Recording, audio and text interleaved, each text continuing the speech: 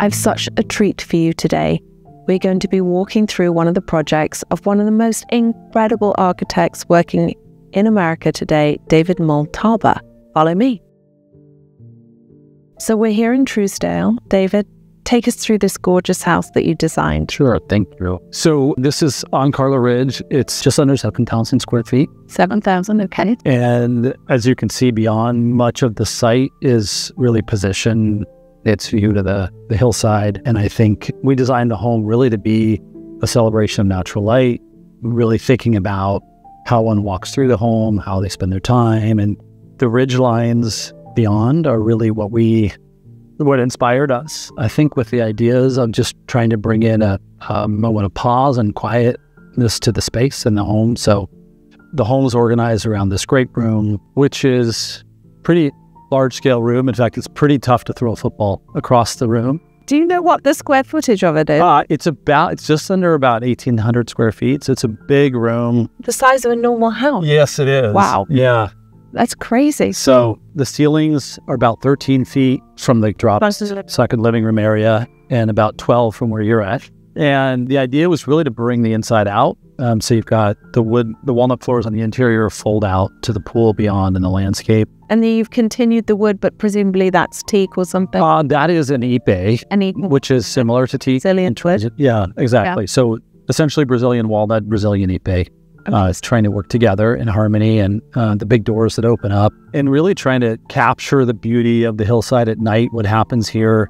This is the side of this area, Truesdale, that I think is not often seen as the better side. Yeah. Because it's sort of inward looking. Yeah. Where the sites on the city side have the city view, and everyone sort of aspires to those. But I actually really find this really perhaps even better, because after being in the city and sort of the hustle and bustle of things, like coming up here and just relaxing and forgetting you're in LA, to me is perhaps more sacred and more the kind of space we wanted to do. Yeah. So the house is all about that.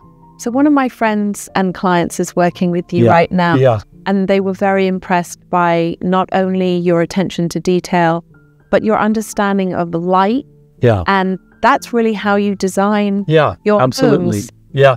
So we think about that as it relates to not only texture, but also materiality and color, and thinking of every surface, not just as an aesthetic, but actually how it reflects light.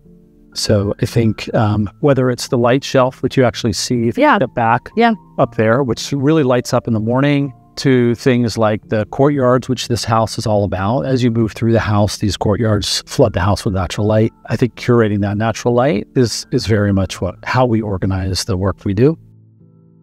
Do you do the landscaping as well? Because I know you do a lot of the furniture interiors. Do you do the landscaping as well? On this house, we did the architecture and the interiors. We did not do the landscape. We generally help guide the vision. We really want to create an integrated, harmonious experience. So I think for us, it's, we're good at working in teams, and we appreciate landscape architects. Some of my favorite people are landscape architects. Yeah. But I think we want to make sure it's in harmony with the project. So I think we help curate it, but ultimately we rely on really good landscape architects to do that. Stephen Billings was a landscape architect here, great landscape architect. And so it's an important part of just setting the tone for the home. Yeah.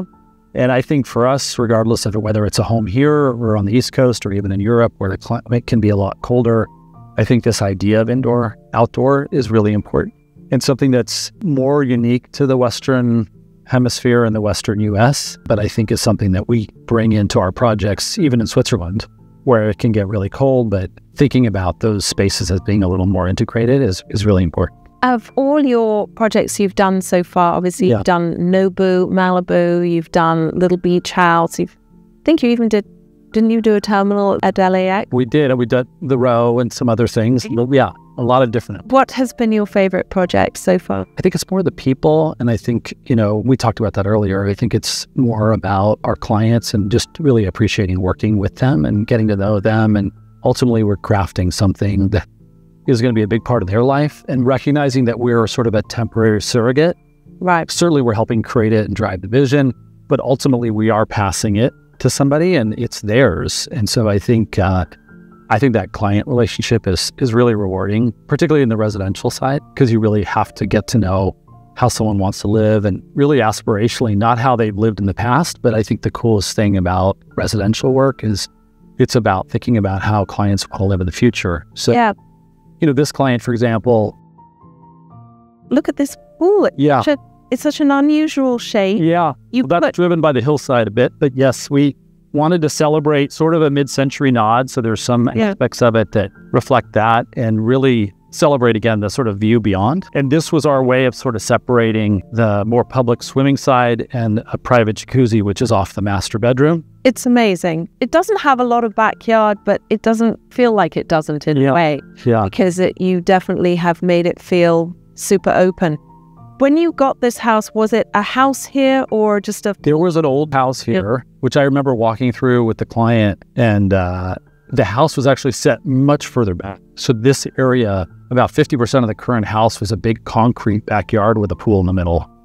And you think to yourself, how could anyone have ever done this? But you need to know that probably, 70 years ago, 60 years ago, they had a reason. Yeah. It doesn't make sense today, but doing exit around. Yes, they probably were. They probably were.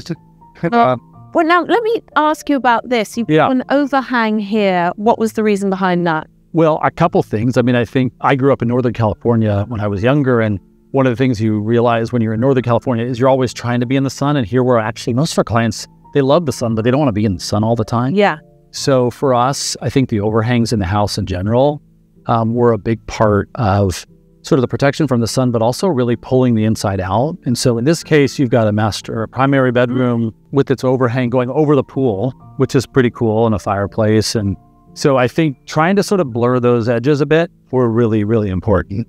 One of the things about this house is you've done a lot of wood, which actually a lot of people are doing now. Tell us a little bit about what kind of wood this is. Sure. This is all vertical grain white oak. So we've got Brazilian walnut on the floors, the white oak on the paneling and the cabinetry, and then we have Western red cedar on the ceilings. We wanted to bring a lot of warmth into the home. So this area, which is part of the lower level, is all that wood floor. We also wanted to be conscious of maintenance. So the ceilings in the house, which bring a lot of warmth to it, are where a lot of the wood's used. Yeah. But it doesn't get a lot of sun exposure. So the idea was to bring in that warmth without having so much maintenance. Yeah. Unfortunately or unfortunately, we've got a few clients who've done their homes over the years, and we used a lot of wood in places that in the end they're maintaining. And so we really wanted to think about that with this home, since it's not a primary residence. So also the details, I'm going to show you this. Look at these light fixtures here. And you designed these yourself? These are Lutron. We custom made the plate with them. So actually my home was the first one they did this exact size, font, and sort of layout with.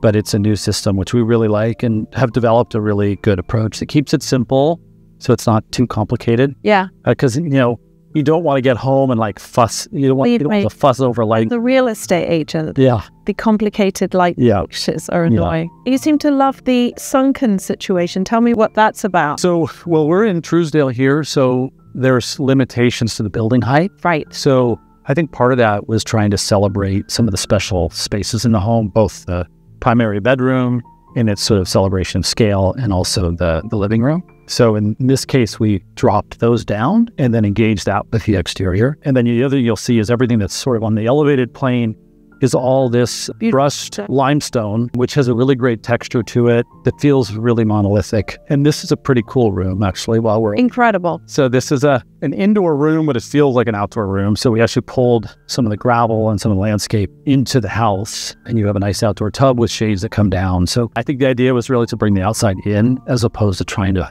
reverse that and really celebrate that. So it's a really great bathing space. How comfortable is a wooden tub? They're great. I have one at home. I love it. Yeah. Oh, I need to be getting one of these. You do? I will. Actually, I would do the one that I have, this is a bit more traditional. It's a flat bath. Yeah. Mine's a sloped bath, and it's amazing. All right. Yeah. Again, everything is so sleek, and every moment is really well thought of. And then over here you have a couple more bedrooms. Yeah, there's 2 bedrooms over here. Each one has sort of a view out to the garden.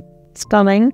This, which is a little office. I love this material. Tell me about this. Yeah, this is a raked stone. So it's actually saw cut. So it's cut, all those lines are cut, and then they sort of chip off the edges. And yeah, it brings a texture. So a lot of the things in the materials in the home in particular, because it's a bit minimalist in its aesthetic. Yeah. We really wanted to bring that texture out. So as we walk back to the living room, you'll start to see the primary plaster in the home is this lime wash plaster. Beautiful. That has a really great texture to it. You see that in its reflection with the light here, just because we wanted to keep that softness. Otherwise, it feels too slick. Yeah, exactly. We just really didn't want the house to feel slick. We want it to feel natural and soothing and sort of quiet. It's a warm modern is really what it is. You use stone, wood. Who is the architect who you take the most inspiration from? That's a great question. I think Glenn Murcutt, who's an architect from Australia, who's done some really amazing homes. You know, there's so many. My old neighbor growing up, who was a really well-known architect in Carmel, California, George Bercothlow. So I think, you know, there's so much from so many architects, but those would be two that really stand out. I know a couple will get mad at me that I didn't mention, like my old boss, who I think is an amazing guy. I think it's a profession that's really dear to me. And I think most of us who are in it know how tough it can be at times. So we have a lot of appreciation for others because it's, you know, we're doing work that's not repeat work. It's not the same thing again and again. And we haven't really designed a house exactly like this. And I don't know that we ever will, because our homes are generally a reflection of the site and the place and the client and us and how those come together. And I think that doesn't lead itself to repeating the same thing. Yeah. So let's go into the kitchen, because I'm interested to know, when you're doing something like a kitchen, do you talk to people about how they live and do they cook, and do you ask all those questions? We do. We have a crazy questionnaire we developed, which is a lot. It's like probably 35 pages. Wow. And we have sort of a soft version, depending on if the client has that kind of time. And we sometimes go through that verbally, and sometimes we give it to them. But I think we've learned a lot over the years. I think the first house I designed, I was probably 30 years ago. So, you know, even though we don't do... When you were only 18? Yeah, I was 19. Wow. So I think listening is really important, and really understanding the client and their needs. And, you know, and often the client, if they haven't done a home before, they don't always actually know the things to tell you.